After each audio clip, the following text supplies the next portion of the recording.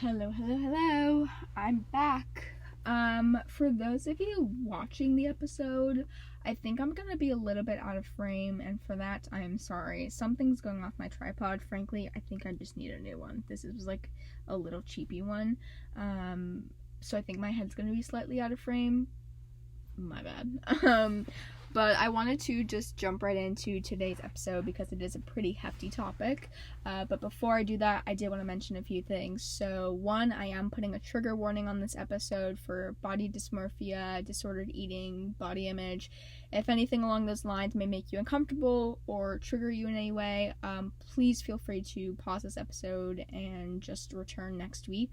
I completely understand if this is one that you just can't listen to. I also wanted to mention I am not a medical or psychological professional, so if I end up giving any sort of advice during this episode, and I'm not even really sure I will because these are things I'm still struggling with, but if I do, I can guarantee it's probably going to be along the lines of here's how I shifted my perspective on things, or here's how I shifted my mindset. That is not professional advice. I will be linking resources in the description of the episode, so if you feel like you need or want to check those out, please do. And then lastly, I definitely wanted to make sure I touched on this before I get into everything.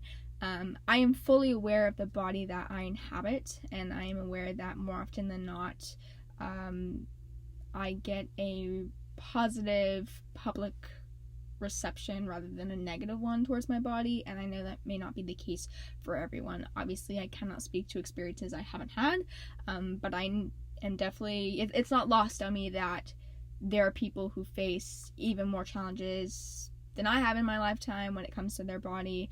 So I'm not trying to undermine anybody else's experiences or anything like that. This is just simply sharing my own experience with my relationship with my body and food.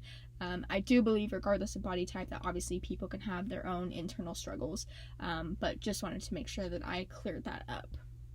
So, obviously, I'm sure you've guessed by now what I'm going to be talking about today, and the reason for this is I've recently really been struggling with my body. So, I know this might seem a little out of left field considering all the topics I've talked about thus far, but I don't want this podcast to be, I don't know if superficial is the right word, but it's the only one I can think of right now. So I don't want this podcast to be superficial. I know like your future and careers and stuff is not superficial, but I'm hoping you get what I mean. I don't want it to all be about just post-grad life and what am I going to do for the rest of my life and what does my career look like. Although I think that is obviously a very important aspect of the 20-something journey, that's obviously not the only thing that you can encounter in your 20s. And I want this podcast to really focus on all the different facets of being in your 20s and what does that mean and what does that look like. And again, I just want this to be a place where people can come and they kind of know that other people relate to them and that other people have been in the same position as them or similar positions. So this is why I wanted to bring up this topic. Again, this is also a form of therapy for me, so here we are. So I've been struggling with my body recently because I'm going through, if anybody else has heard of this, I'm going through my second puberty. If you don't know what it is, Google it. But I'm going through my second puberty and things are not fitting me the way they used to. And for me, that is really triggering. Now, I have always been smaller and more petite. First off, I inherited a very fast metabolism from my father. I also was incredibly premature when I was born, so I've always just been smaller. But again, things are not fitting me the way they used to, and that is freaking me out a little. So I wanted to share my experience with body image, body dysmorphia, again, that whole thing, and kind of just where I'm at now. So I think I probably started developing like an actual relationship with my body and just being very aware of my body probably, I'm going to assume, when a lot of people do, which is early adolescence. Obviously, you're going through puberty, and so, everyone's changing, and things are happening, and whatever. for me, that is when things like my peers commenting on my body started happening. Things like, do you ever eat? You should eat a burger, something like that. Or adults saying, you know, you look really thin. Are you eating? I am fully aware that none of these comments were made with ill intent, and some are even made with, you know, the intent to try and make sure that I'm healthy and that everything's okay. But I am a huge advocate for don't comment on people's bodies or their weights, because you never know what internally is happening.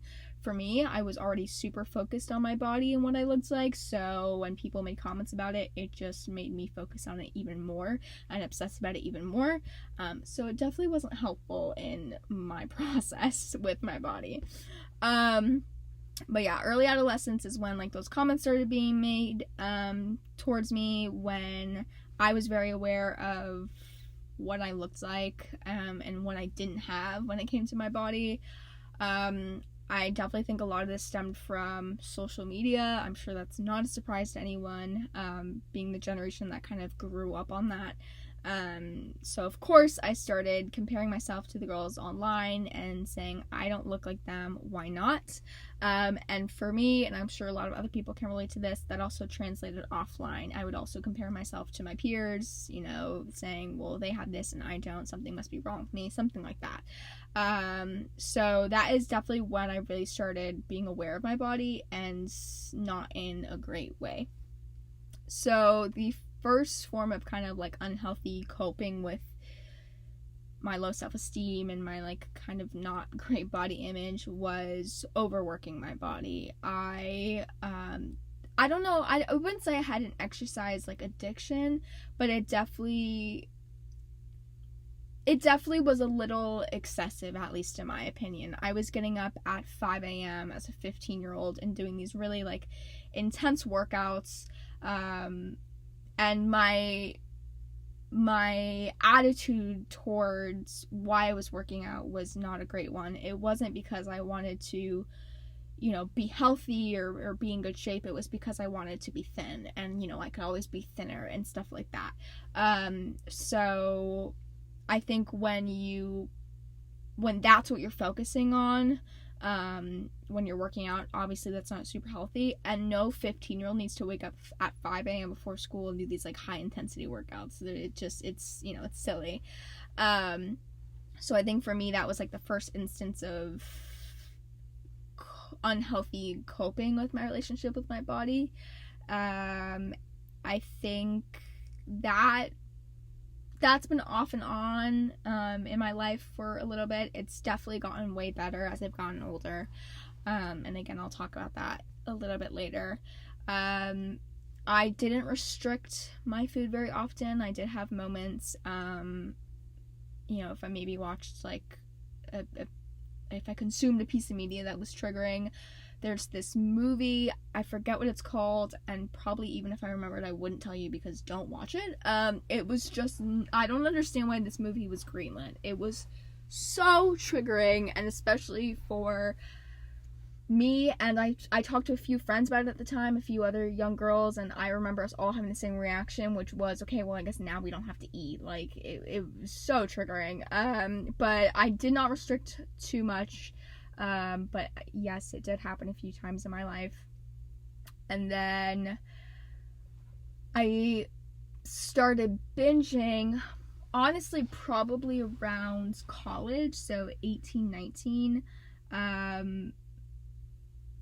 You know, you hear about like the freshman 15 and whatnot, and it's kind of true, because you don't have like, you know, organic or healthy options, or, you know, I was eating like Pop-Tarts and stuff, and like, you know, Kraft mac and cheese, and for me, a lot of the other aspects of my mental health started to pop up when I got to college, and I didn't really know how to handle them. Like, I hadn't started therapy until I think maybe my junior year of college. So my freshman, sophomore year of college, I didn't really understand how to deal with these things that were now happening. I didn't know what was going on, and so one of my ways of coping was to binge. And so, of course, I already had this really unhealthy relationship with my body, and then I found comfort in food, would eat it excessively, and then feel even worse about my body because now I just ate a bunch of food. Obviously, it is healthy to eat, and some junk food here and there is not bad, but you do have to give your body some healthy nutrients, and that's definitely not what I was doing. And I'll be honest, I still struggle with that even today. There are moments where it's better than others, but binging is definitely one of those unhealthy coping mechanisms that has stayed pretty constant in my late teens, early 20s, so that is something I struggle with now. So that's basically the abridged version of my journey up until now. Of course, throughout all that, my body image was not great.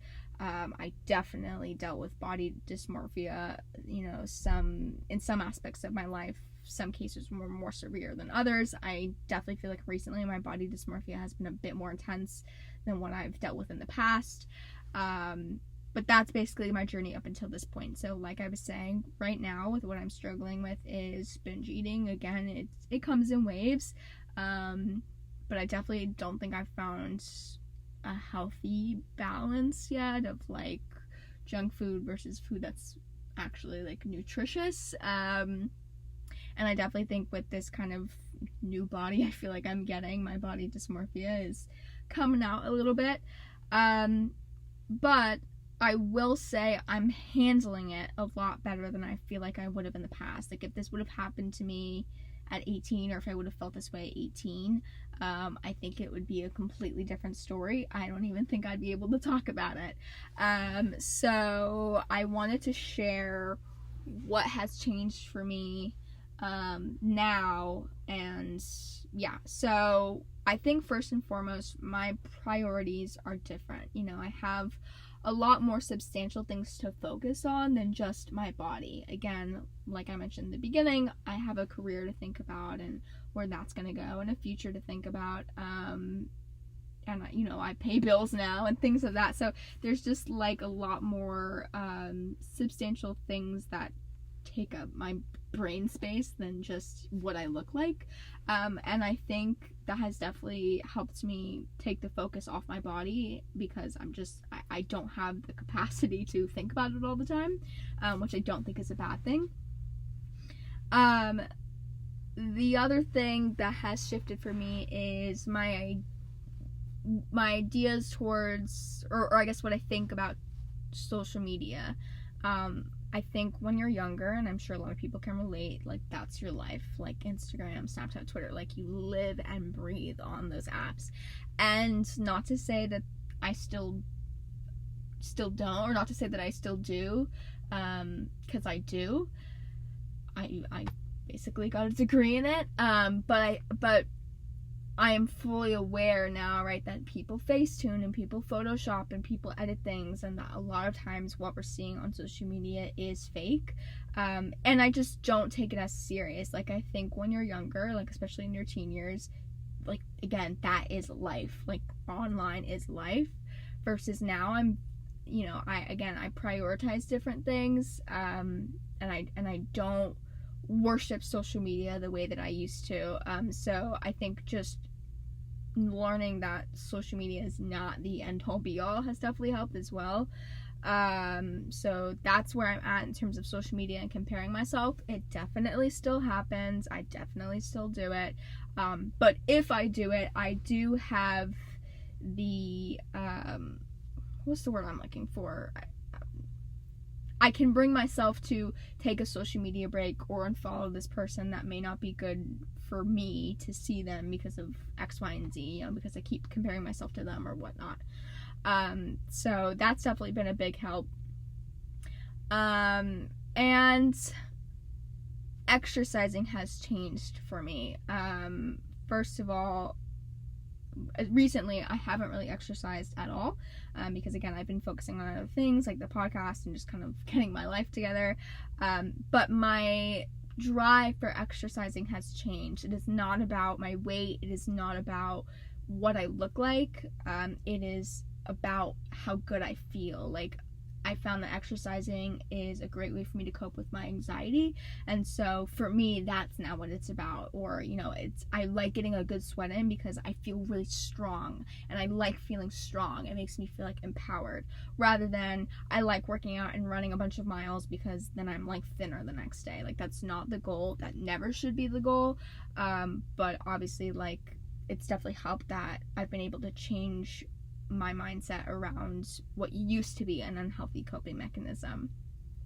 But with all that being said, obviously I still have bad days. Like I said, I still binge. It still happens. But I think I definitely am able to handle it better. And I have given in a bit more. It's going to take some time. I'm not there yet, but I have given in a bit more to the idea that, you only have one body, so at least in this, I have one body in this moment. I don't know if I believe in reincarnation or not, but that is a topic for another time. But in this moment, this is my one body, right? And so there are bad days, but treat it with the most respect that you can, because this is all you have. So it's not fair to, in a sense, punish it, with restricting your eating or things like that. And it's just not healthy. But yeah, I just wanted to share my struggles, I guess, and because I know this is a very sensitive topic, and I know that a lot of people struggle with this, and they may not say anything. So just know you are not alone. I am right there with you. There will be good days, there will be bad days, but it's all about how you keep trying, and asking for help. My relationship with my body definitely improved, and my relationship with food definitely improved when I finally got therapy and got professional help. So I am a huge advocate for seeking mental health help. So yeah, that's it, really. I did do a fun little exercise with myself, and it definitely made me think and feel some things. And if you're interested in doing this, I suggest it. I don't know why I just got like a lisp there. Suggest it. I kind of wrote like a love letter to my body, and I didn't bullshit. It wasn't like, this is the one body I have and my body is a temple, because I'll be honest, I don't feel that way. I do not feel like my body is a temple, because like I still struggle with my body, but I can appreciate again the fact that this is the one body I have. And so I wrote like a little letter to my body saying like, I know that sometimes we don't see eye to eye and all things like that, just kind of talking about, but this is my body and I should treat it with respect and things of that nature. So if you're kind of in the same boat as me or similar boat and you want to try that out, I think that's a great exercise to start. Again, please seek professional help if you feel like you need it. I definitely should have seeked it sooner. I don't know if that's a word. I definitely should have gotten it sooner, but I'm glad I did regardless. And if this is something you feel comfortable emailing about to continue a conversation, I'm super open to communicating through email about this. Again, the email is scared20something@gmail.com. But I know it is a tough topic, so again, no worries if this is one that you're like, I'm good. And also, I'm not a professional, so I cannot answer any medical or psychological questions. But that's all I have. I know, again, this was a little bit of a turn than what I usually talk about, but I think it's important. I think it should be talked about more. So I'm trying to get the conversation rolling. So with all that being said, make sure you follow me on Spotify or Apple Podcasts. Make sure you rate the podcast if you like it. If you don't like it, don't rate it, because that doesn't help me. And you can follow me on a bunch of different socials. My Instagram is scared20something I almost said scared20something@gmail.com. My Instagram is at scared20something. My TikTok is at scared20something.